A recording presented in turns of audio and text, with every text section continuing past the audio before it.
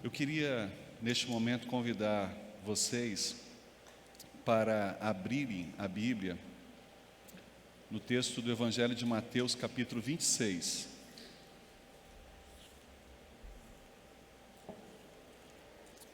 Nós encontramos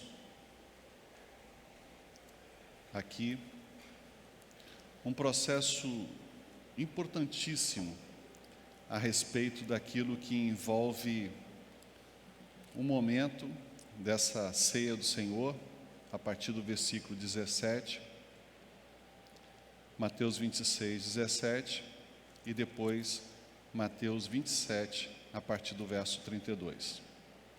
Mateus 26, a partir do verso 17, diz que no primeiro dia da festa dos pães sem fermento, os discípulos foram a Jesus e perguntaram: onde queres que façamos os preparativos para comeres a refeição da Páscoa?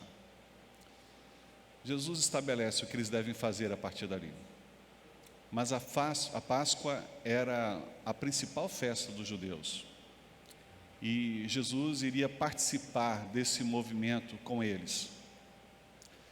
O último movimento em que ele estaria vivendo com seus discípulos junto à mesa, fortalecendo não apenas a relação que eles tinham enquanto amigos, discipulador, mas sobre o que envolvia a partir dali na sequência da formação da igreja cristã.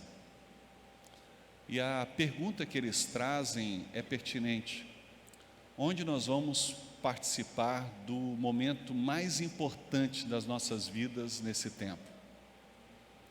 E eu acredito que essa pergunta hoje, ela tange ao nosso coração da seguinte forma e contextualização: como devemos preparar o nosso coração para esse tempo de maior envolvimento da nossa alma com Deus?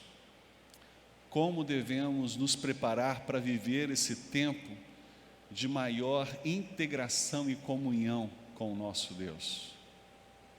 E talvez a resposta para esse momento seja centrando o nosso pensamento naquilo que está aqui e agora, naquilo que envolve esse momento concreto de culto ao Senhor, este tempo de valor primal para aquilo que está além desse tempo. E aí, quando você abrir no capítulo 27, a partir do verso 32, você vai entender o momento áureo de todo o processo da crucificação de Jesus, que diz a partir do verso 32 do capítulo 27.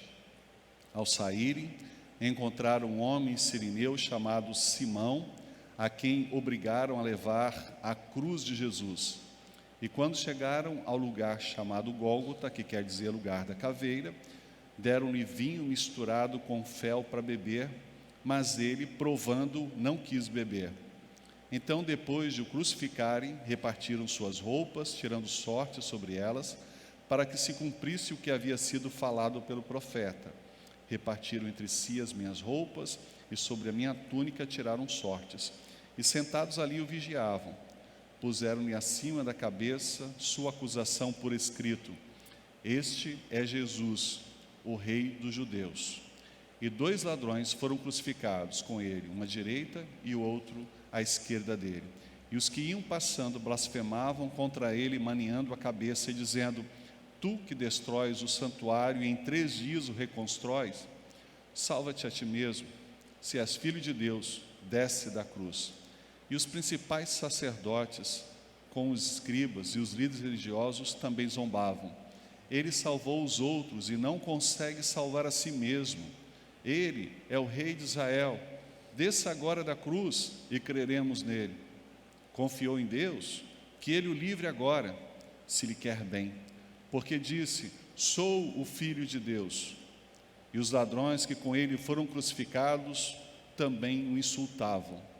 E houve trevas sobre toda a terra, desde a hora 6ª até a hora 9ª. E por volta da hora 9ª, Jesus bradou em alta voz: Eli, Eli, lama sabachthani, isto é, Deus meu, por que me desamparaste?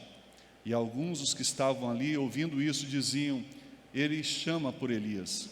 E logo um deles correu, pegou uma esponja, ensopou-a em vinagre e, pondo-a numa haste, deu-lhe de beber. Os outros, porém, disseram: deixa, vejamos se Elias vem salvá-lo. E Jesus, bradando de novo em alta voz, entregou o Espírito. E eis que o véu do santuário se rasgou em dois, de alto a baixo. A terra tremeu e as rochas se partiram. Versículo de número 50. Quando ele bradou de novo em alta voz, entregou o Espírito. Nós vemos aqui a consumação de um ministério que vai até a cruz, uma missão que vai até a cruz. Nós conhecemos todo o trajeto de Jesus e sabemos que a sua vivência aqui na terra ultrapassa a cruz, porque ele morre na cruz, mas ele é levado para o sepulcro.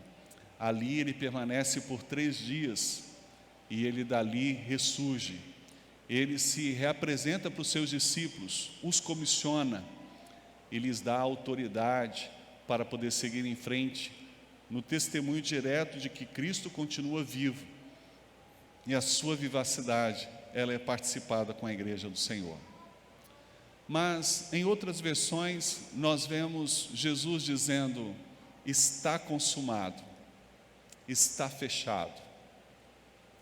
Quando olhamos esse versículo 50, nós vemos uma entrega do seu Espírito ao Senhor, o fechamento de tudo o que ali havia se proposto viver, a superação da morte, a compreensão clara de que ali não estava sendo apenas apresentado o seu corpo, mas a totalidade da sua missão. Interessante vermos esse momento aos olhos de Mateus. Interessante ver esse momento aos olhos de Marcos, Lucas e até mesmo da concepção do todo de João. E o que nos impressiona é a forma de um cordeiro de se entregar nesse momento, sem relutar, para o fechamento da sua missão. Quando nós olhamos para o apóstolo Paulo, nós vemos esse preparo, em que ele se condiciona para poder cumprir o todo da sua missão, paga o preço, e ele chega à conclusão de que assim havia sido feito. Mas o que mais me chama a atenção é o cumprimento da missão, porque parece que foi muito antecipatória a partida dele, que é de Estevão. E quando nós olhamos ali para o texto de Atos dos Apóstolos, um livro histórico do Novo Testamento, nós vemos o seu apedrejamento sem tentar se defender, sem tentar se justificar, sem tentar encontrar ali uma resposta diferente daquele âmbito de morte. Jesus não tentou se justificar, impedir a sua morte. O apóstolo Paulo não tentou impedir aquilo que envolveu a sua morte. Sabe por quê? Porque quando nós vivemos o propósito e a missão de Deus, nós a cumprimos até o fim, sem impedir o custo alto que esta missão tem a cada um de nós. Entregar o Espírito, dizer está consumado, acabei a carreira, guardei a fé, debruçar-se sobre as pedras e continuar olhando com amor as pessoas à volta, nós conseguimos identificar que só pessoas que tenham o total entendimento da sua missão é que conseguem viver assim. Você sabe qual é a sua missão de vida? Você sabe por que você está aqui? Você consegue entender um dia como esse como um momento muito especial e que você precisa preparar o seu coração para poder vivê-lo de uma forma maior, não apenas valorizada, respeitada, mas digna diante do Senhor?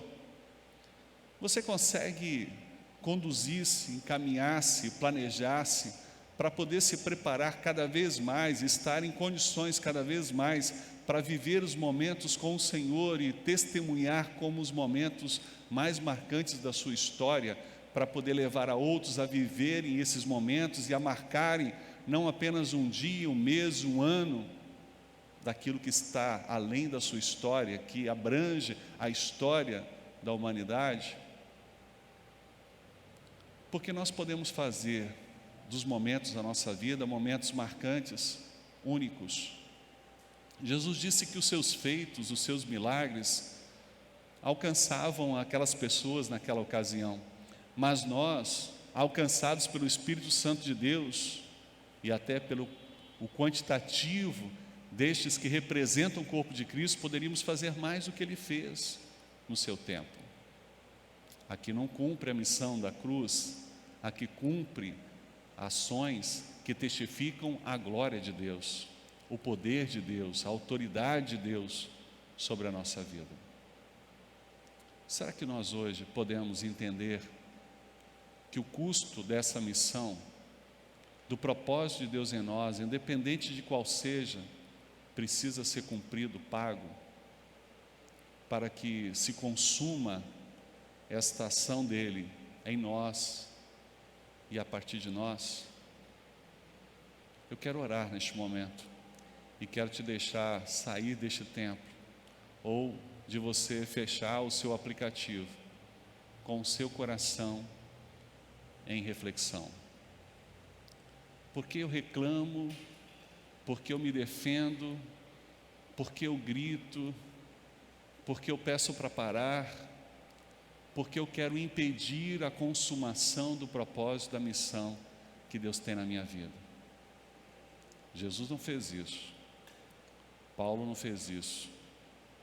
Quando olhamos a Bíblia, não vemos Estevão fazendo isso. Eles foram até o fim. E Deus nessa manhã nos desafia a irmos até o fim, cumprindo a nossa missão, pagando o preço do propósito que Ele tem sobre nós. Senhor, esta palavra e esta reflexão são tão profundas que não cabem a um esboço ou a um tempo de fala aqui nesse púlpito. Cabe-nos pegar esta palavra, aprofundá-la e fazer com que ela seja viva em nós e a partir de nós. E que assim, cumprindo a nossa missão e exercendo com autoridade o nosso propósito de vida, nós possamos fazer diferença no que somos aqui e no que vivemos aqui, para a glória do Senhor, testificando a presença do Senhor em nós, em tudo o que somos, em tudo que fazemos, em tudo que planejamos, porque o Senhor é um Deus de ordem. Nós assim te bendizemos. Receba o sentido do nosso coração, da nossa vida, da nossa missão, porque nós aqui consagramos tudo ao Senhor e assumimos o desafio de pagar o preço como marca de um discípulo de Jesus, tomando a nossa cruz e não impedindo esta cruz, e não deixando ou propondo para outros essa cruz. Nós queremos tomar a nossa cruz, nós queremos negar a nós mesmos, impedindo que o nosso eu tome força na nossa vida, e nós queremos seguir o Senhor, no que o Senhor fez e no que o Senhor continua fazendo, como prova tão grande do teu amor para conosco. Ajude-nos a alcançar este amor, é o que nós te pedimos, no ato contínuo de reflexão nesta manhã, para este domingo e para esta semana e para este novo semestre. Em nome de Jesus. Amém. Amém.